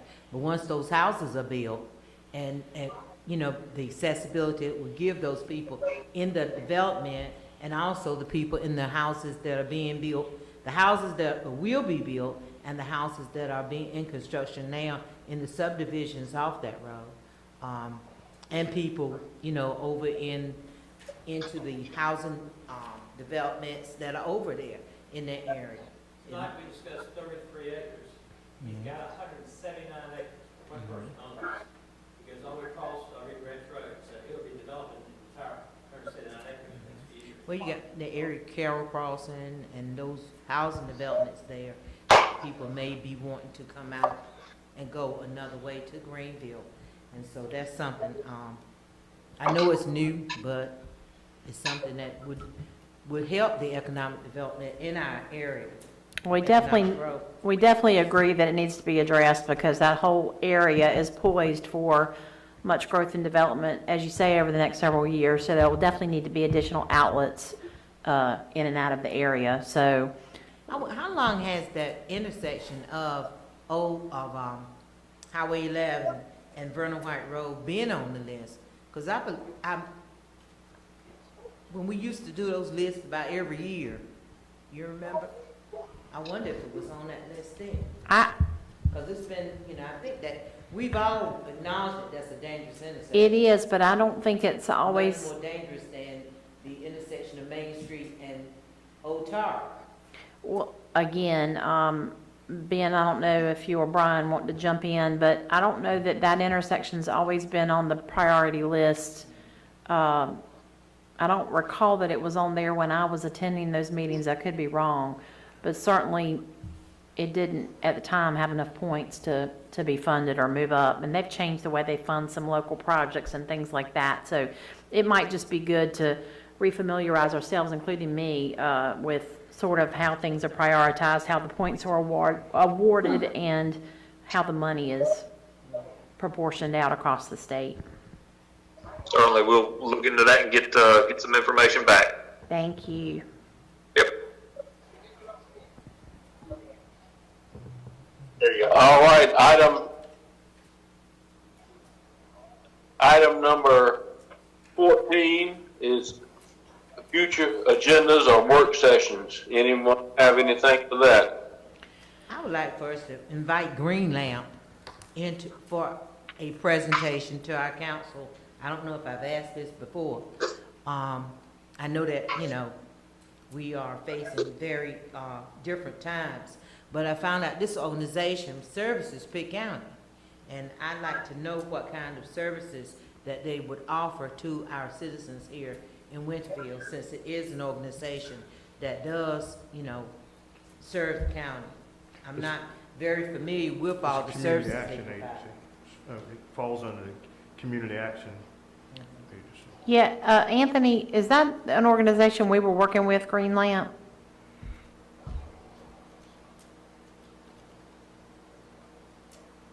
Yes, we have received some. Can you hear me? Yes. Yes. We have received some. They have worked with us throughout the pandemic issue, but probably around 10. It's my understanding that, and correct me if I'm wrong, Anthony, that we got lots of interest in help from them when things first started, but as more people started to depend on them for help in other areas of the county and beyond, then obviously it became more challenging to fund every request that's coming that way or their way. So that's why we're trying to work with other entities, the State's Hope program and those other programs that have come into existence to try to send as many of our citizens as possible to seek help through those organizations. I just would like to know what, I don't know, and I know that our citizens, I would like for our citizens to be aware of anything that they would have to offer. Okay? For the work session, I think I discussed on our last meeting about homes, residents that has been abandoned, that we had houses boarded up and they're taking the border down. I think that we need to take it to another level, to a point that to let them know that once that is done, it does not need to be bothered with. We currently have been in touch with property owners that own property where that has occurred. They're given an opportunity to rectify that situation. In many cases, it's not the property owners themselves removing the material. So if it's not done by a certain date, then the town will obviously take strides to make those corrections ourselves and then charge the property owners. I do know that the inspections department, code enforcement, are currently working with some property owners, and we are also trying to ensure that we have a comprehensive list of vacant houses where these types of conditions exist. So I know that staff is currently working on that and going through our process as we have that in our ordinances for how to move forward with that. do you have a time limit to the owner to correct the situation? Well, obviously, we tell them as soon as possible. I believe we usually try to work around, I'm doing this off memory, about 14 days to give them the option to move forward, or we will go in and secure the property ourselves. We also try to have all the departments that can be mindful of these properties and checking on them, including the police department involved, to try to ensure that things don't deteriorate or people don't squat, if you will, in those homes. Is there somebody coming in? Oh. Okay, you said 14 days? That's the time frame with which we try to work around, and I want to make sure, I'll double check that, but I believe that's correct. But that's after the owner themselves has been notified. That's what, yes, and then we give them that time frame to make the corrections themselves, or we'll do it ourselves. And if that is not correct, I'll reach back out to council, but I feel like that is correct.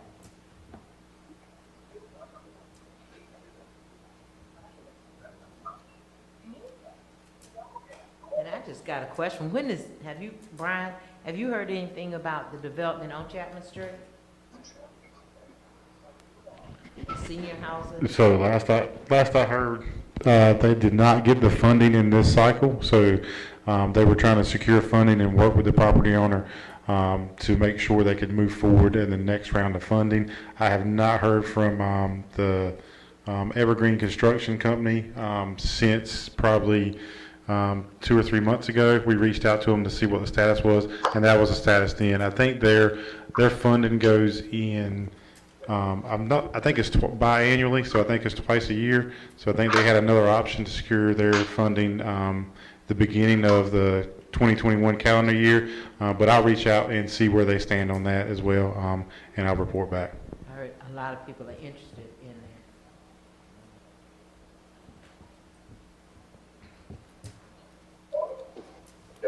that. Okay, I think what I'm hearing is we're moving on to item number 15 is report from department heads. Any one of the ones that anyone would like to speak? Mayor, we've covered quite a few of these tonight in various topics, so obviously I'll leave it up to any of the staff members who would like to say something.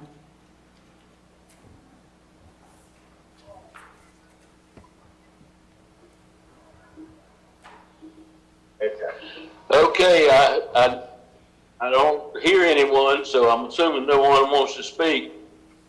We'll move it on from, does anyone want to go over these ones that's listed under item 15? I think we don't have any reports, but we will certainly be glad to ask any questions. Answer any questions, or we could ask some, but we'll be glad to answer them. The multi-purpose building, where we stand on it? I believe staff has identified some potential areas for council's consideration, and we intend to supply you with some possibilities and ask that you consider those, and then we will get back together in a meeting and discuss those areas in closed session.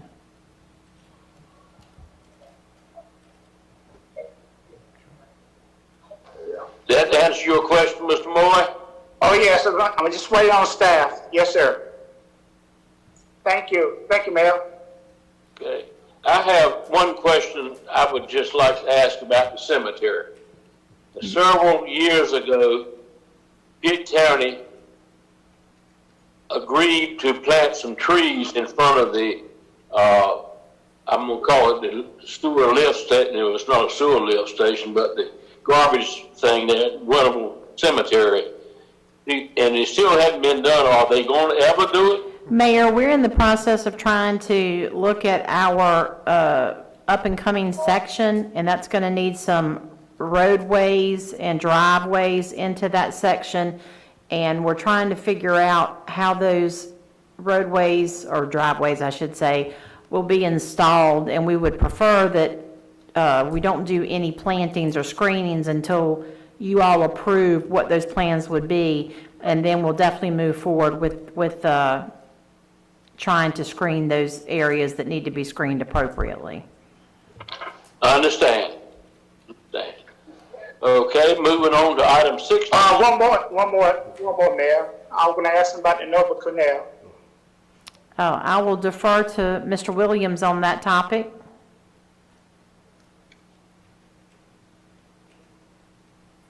We never heard of Noble Canal before, so go ahead, Johnny. So what was the question? I'm sorry. I just want an update on it. It's on our list here, on the report to the department heads. It's just still the same situation. The funding agency declined the funding request to do the bank stabilization. Last meeting, I updated council on that. We had talked about the potential for components of that stabilization potentially being included in the upcoming budget cycle. We had talked about breaking out some of that, presenting that to council for a vote on that at some point during the budget process. Is those numbers still about the same? I think the last time we was talking about was about 180,000. Well, that was the estimate utilized in the funding application based on the cost estimate done by the engineer when we did the large Noble Canal drainage basin study. Now, was that 500 or 180,000?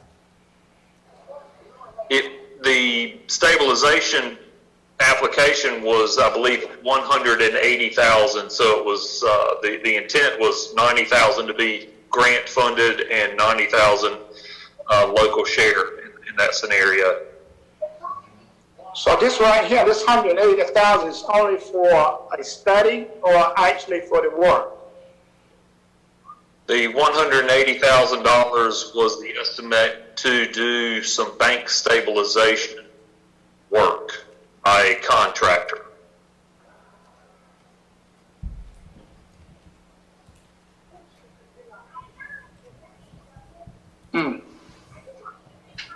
Okay, and you say you can we'll probably look at it during budget?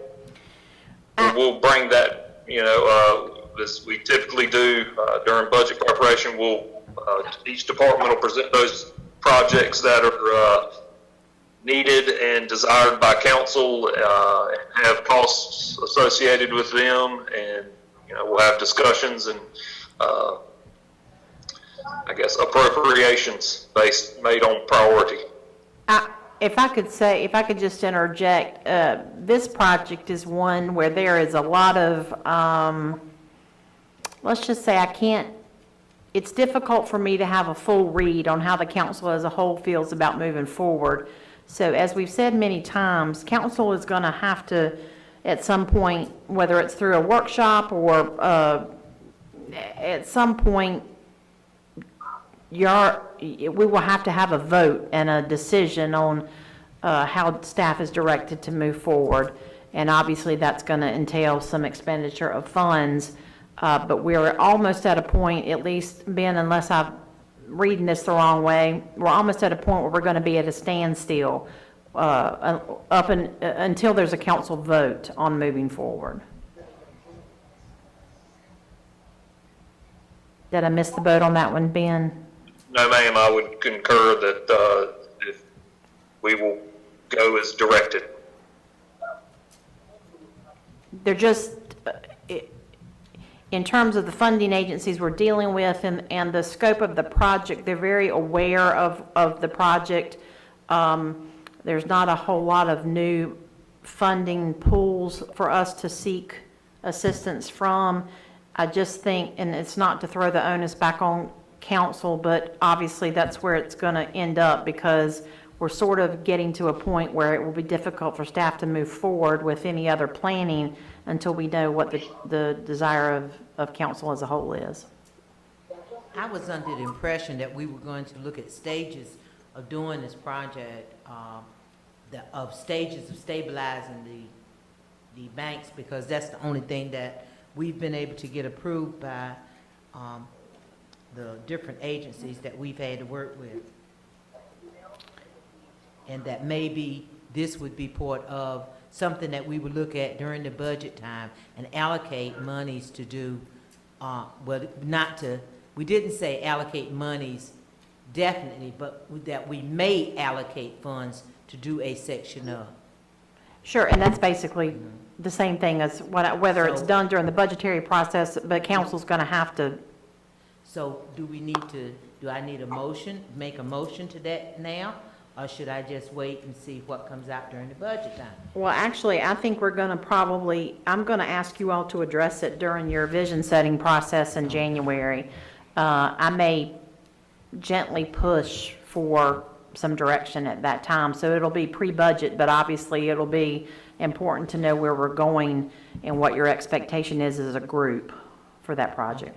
Well, make sure that we include it and we do it, and that way we won't keep going over and over and again, and it won't stay on our list year in, year out. As far as stabilizing the banks, we know that that's the only thing that we can do now. Right. And we know the cost of that at that time. Of course, it may go up, but that would be something that I would like to make sure that we include during our vision setting time. Well, unless council has a different approach, that would certainly be my recommendation, and that would be in the latter part of January, as we normally have it, whether we're doing it remotely or together. We certainly think that there'll be a couple of projects, and Nipple Canal is one of them, definitely, that we need to make some decisions and timing to the best of our ability on how to move forward. And that multi-purpose building. Correct. That's another one of those that's been years. But I would suggest and urge council, that is the subject of property acquisition. We're going to need to try to keep that in the confines of closed session until such time as we've made some progress and actually have a deal on the table. That just protects us and the property owners as well in trying to negotiate fair prices on land. I would like for us to have a closed session next time we meet, if we can have a meeting that we can do it in. Sure. I hate to say it that way, but we all know the confines of our environment at this time, so if things are different and we can, I would like to see us have a closed session on that. It may be, if we can work it out with your schedules, to do it in a special meeting, workshop type scenario, even if we're doing it remotely, and we can talk about that, and I'll make sure, Keen is not with us tonight. He started to feel not well this afternoon, and by the time I talked to him, before he got home to Zoom in, he was sounding like he was not feeling any better, but we will definitely check with him to make sure, the guidelines, that we're meeting all of that and how to discuss these things. But I definitely think that's a great idea, so we can make sure we're all working off the same page. Councilman Moy, does that help? Yes. Okay. Okay, as I see it, the next item is 16, announcements. Mr. Harvey.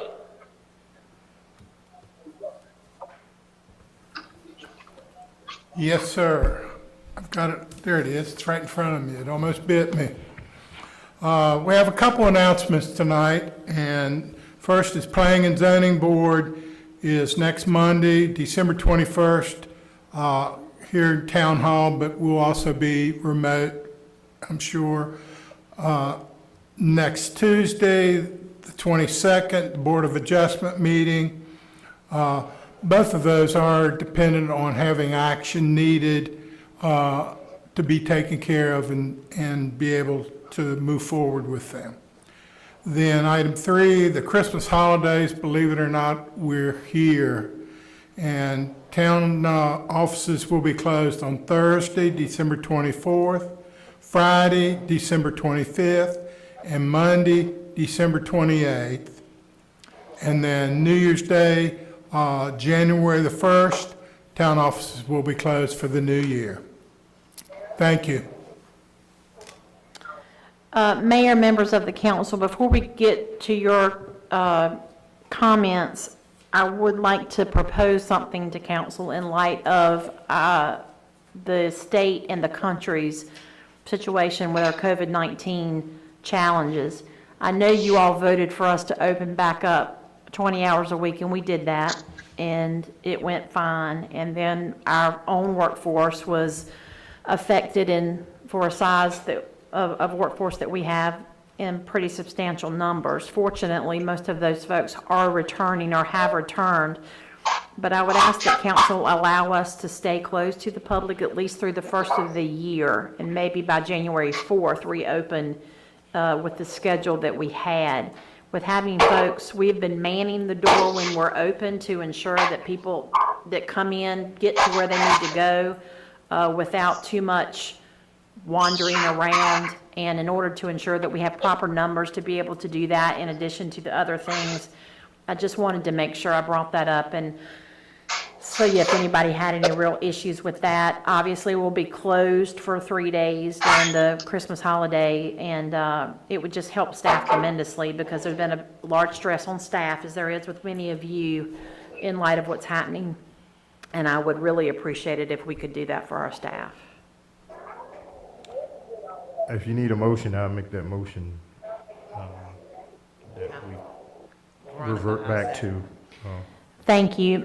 Mayor, Councilman Hines and Mayor Pro Tem Robertson made a motion and seconded for the town offices to remain closed to the public through the holidays, through New Year's Day, January 1st, 2021. And staff will have a plan for, depending on the numbers, and obviously we'll stay in touch with council as to how to move forward after that. But we would really appreciate it. It has been a stressful time for staff. Fortunately, we've been able to work through it, continue to do so. Everybody's very dedicated and loyal to getting the job done and the services to the citizens. And citizens, quite frankly, have been fabulous. They've been very understanding, and most are willing to use the drive-through and continue to use the drive-through, and are able to take care of all of their business. And they can't do it that way. They use email or online services. So it's working well, and we very much appreciate it, and thank you. So with that said, Mayor, I poll the board. Councilman Moore? Yes.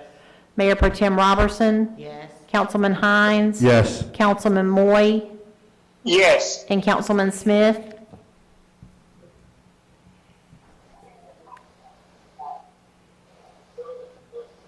Sorry, I had muted myself. Oh, yes. Okay, thank you so much. That means a lot, and your staff really appreciates it. Mayor? Okay, is, moving on down to item 17 is report from the town attorney. He's not here. Keen's not Okay. with us. All right, we'll start with Mr. Hines. Would you like to? All right, thank you, Mayor, and glad to have you back with us again. And also, thank everybody for their vote of confidence in me to be the Mayor Pro Tem. Thank y'all again. Thank you to the staff and to all the town council. Merry Christmas, and stay safe, and that's all. Okay. Councilman Moore. Just don't need to add, repeat what Councilman Hines just got through speaking. I agree, and that's what I wanted to say also. Again, Merry Christmas to all. And yes, Mayor, I am glad that you are doing 99.99% better. That's good. Okay, Miss Robertson. I also would like to wish everybody a Merry Christmas and a Happy New Year. I'd like to thank our staff, our citizens, and everybody for doing what they've had to do during this time to keep our community going. I've noticed that the trucks are still rolling. You all of a sudden I hear a truck come by picking up limbs. And of course, I put them out there, but, you know, I've been surprised at just how well everything's gone. And I know that the employees, I know all of them, that they've been filling in for the ones that were out, because that's what you do. And I do appreciate that. I want to thank whoever decided that they would do an article on me for the Winterville magazine. It was fun doing it. And I just, you know, it just fills me with pride that I could represent our community in that way. It's been really nice. And so I just want to know how to access the story and the greeting on Facebook that the Recreation Department did. I saw Ms. Hines, I guess you're always doing something, but anyway, I saw his picture with his book, and so anyway, but that was great too. I think that was a great idea to do that for our community. I look forward to 2021. Okay. All right. Mr. Smith? I'd first like to say welcome back, Mayor. It's good to have you back. And I'd like to say congratulations to Councilman Hines. Thank you. And I'd like to wish all of our citizens, all of our staff, a Merry Christmas. Thank you very much for all your hard work, staff. You guys do a great job. Thank you very much for that. And I hope that all of you will continue to keep Councilman Moore's wife in your prayers as we move forward. Amen. Merry Christmas. Thank you, Mr. Smith. Okay. Mr. Moy? Mr. Moore. Thank you for those comments. Wish everybody Merry Christmas. Thanks. Mayor, Yes. it's your turn. I didn't hear Mr. Moy, so I'm assuming he... Mr. Moore said Merry Christmas, and thanks to everyone for what they do. you. Okay, but before I assign Ms. Parker for her comments, I would just like to say I really appreciate all the prayers and wishes and so forth. I spent a total of 7 weeks in rehab and in the hospital the last time, and I tell you what, it's a change of lifestyle for me. I do appreciate all the help that everyone with the town has given me, and I'm really proud of the staff that we have in Winterville. I tell you what, we are phenomenal when you compare our town and the staff with some of the adjoining places.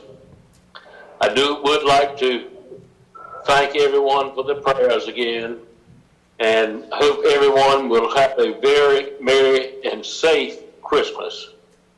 With that being said, Ms. Parker, I'm going to let you have your word. Thank you, Mayor. I'll be brief. I just want to again thank staff and council for everything that you've done, particularly in 2020 and the year that it has been and continues to be. We have really done well in light of the challenges that we've been presented. So thanks to everyone. Couldn't have done it without you. Secondly, Merry Christmas, and I hope everyone has a wonderful and safe holiday. And just know that for those that truly need prayers, my thoughts and prayers are with all of you, and I am available for anything. If anybody needs help, I'm just there. Just don't hesitate to call. Thank you. Okay, with that, Motion adjourned. do I hear a motion we adjourn? Councilman Hines made the motion.